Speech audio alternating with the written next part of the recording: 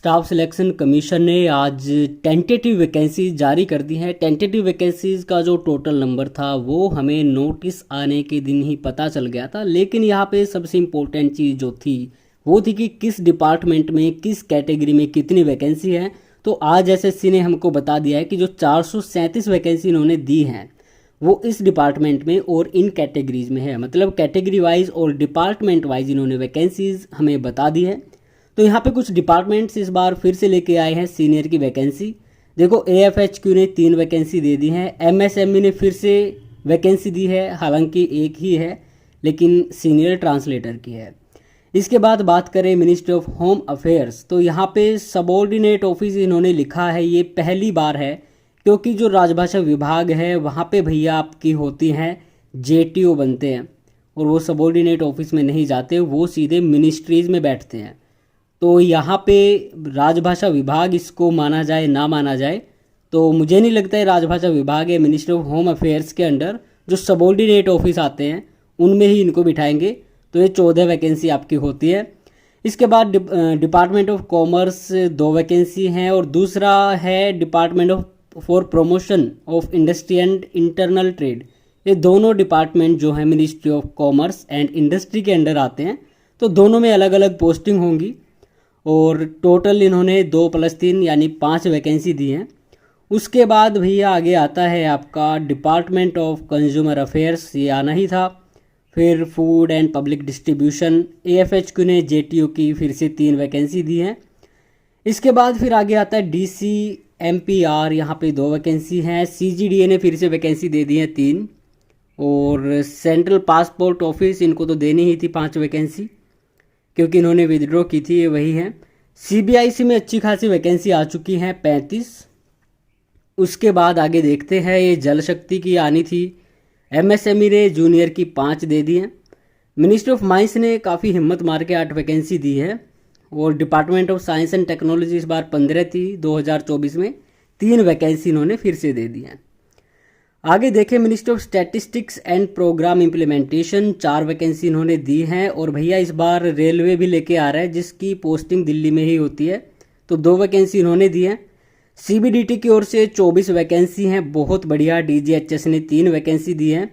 CRPF की सबसे जो इम्पोर्टेंट चीज़ थी 312 वैकेंसी, तो जब आपका ये नोटिस आया था उस टाइम पे उससे पहले भी मतलब 312 सैंक्शन स्ट्रेंथ है और 312 की 312 वैकेंसी दे दी। हालांकि कई सारे लोग कमेंट करते थे कि ऐसा नहीं हो सकता कि जितनी सारी वैकेंसी हैं उनके पास सारी दे देंगे, तो सीआरपीएफ पहली बार ये रिक्रूटमेंट कर रहा है भैया एसएससी के थ्रू, तो इन्होंने सारी वैकेंसी दी है क्योंकि पता इनको भी है कि 312 के 312 जो ही नहीं करेंगे उनमें से 250 के आसपास मुश्किल से रहेंगे इतने सारे कैंडिडेट।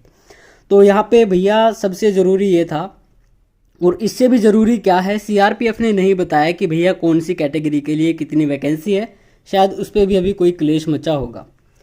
तो यहाँ पे ये कहते हैं टेंटेटिव वैकेंसी, एस्टिमेटेड वैकेंसीज हैं, फाइनल वैकेंसी भैया जो है आपकी वो घट बढ़ सकती हैं।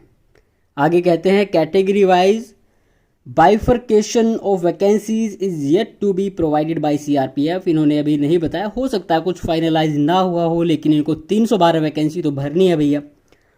अब आगे जो इम्पोर्टेंट चीज़ है वो मैं आपको दिखाने वाला हूँ, जो हमने वीडियो बनाई थी कि भैया आपकी जो टेंटेटिव वैकेंसीज़ हैं वो अभी बाकी डिपार्टमेंट्स में कितनी सारी है।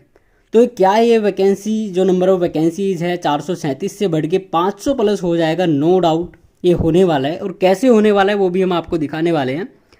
तो यहाँ पे देखो 437 वैकेंसीज टेंटेटिव इन्होंने बताई थी। अब जिन डिपार्टमेंट्स ने नहीं दी, जिनको देनी चाहिए थी, उनकी हम यहाँ पे लेते हैं क्लास। सीआरपीएफ ने दे दी, देखो कैग में 67 वैकेंसी है, 67 में से आप मान के चलो 35-40 वैकेंसी तो आराम से देंगे, मतलब 50% वैकेंसी तो देनी बनती है। तो भैया मान लो ये वैकेंसी देंगे। इसके बाद बीआरओ है 29, तो इन्होंने 2024 में ही दी थी, अभी इनके पास 31 है, तो मान के चलो 30 वैकेंसी ये दे देंगे। उसके बाद सीएसओएलएस की भी 28 वैकेंसी अभी है, तो सीएसओएलएस से भी वैकेंसी आएंगी नो डाउट। डीजीडी की बात करें तो यहाँ पे 9 वैकेंसी है, इन्होंने अभी तक नहीं दी है। पावर ने भी नहीं दी है, 4 वैकेंसी ये आती है। एएसआई ने भी नहीं दी है, 2 वैकेंसी ये आती है। और सीबीसी ने क्या किया है, डेप्यूटेशन पे इन्होंने फिल कर ली है, मतलब डेप्यूटेशन पे इन्होंने फॉर्म तो मांगे हैं, तो हो सकता है वो फिल हो जाए, तो हो सकता है डेप्यूटेशन पे ही काम चलाएं, बट इनको कभी ना कभी रिक्रूटमेंट तो करनी पड़ेगी। आगे फिर डिपार्टमेंट ऑफ कंज्यूमर अफेयर्स इन्होंने भी दे दी है। Ministry of port shipping waterways 2 vacancy ये भी अपनी रख गए हैं। फिशरीज ने भी एक वैकेंसी नहीं दी है, और इन्फॉर्मेशन ब्रॉडकास्टिंग भी एक वैकेंसी अभी उन्होंने नहीं दी है। तो टोटल ये 461 वैकेंसी हैं, उनसे भी ज़्यादा अभी है। तो नो डाउट अगर यहाँ पे देता है कैग, BRO, CSOLS और आपका DGDE और 1-2 डिपार्टमेंट और, तो ये जो नंबर ऑफ वैकेंसीज हैं, ये जो डेटा है ये जाने वाला है 500 से ऊपर, नो डाउट ये चला जाएगा। बाकी जो अगर आप जानना चाहते हैं स्टेट वाइज, जोन वाइज इन्होंने ऊपर लिखा है, वो SSC के थ्रू कलेक्ट नहीं की जाती हैं, तो यूज़र डिपार्टमेंट से ही वो आप RTI वगैरह लगा के ले सकते हो डेटा, उसकी टेंशन नहीं है। अभी पेपर 1 पे फोकस करो, वो जो चीज़ें RTI के थ्रू वो बाद में शेयर की जाएंगी। अभी टेंटेटिव वैकेंसीज़ हैं, अभी टाइम काफ़ी लगेगा। तो जो ये डेटा है 500 प्लस वैकेंसी होंगी, नो डाउट जब फाइनल वैकेंसी आएंगी तो 500 प्लस जाएंगी आराम से, इसमें कोई संदेह वाली बात नहीं है। और सबसे इम्पोर्टेंट जो चीज़ है वो है CRPF। अगर CRPF अपनी 312 वैकेंसी रखता है तो भैया 500 प्लस इस बार जाने वाला है। हाईएस्ट नंबर ऑफ वैकेंसीज 2025 में होने की पूरी संभावना और उम्मीद है।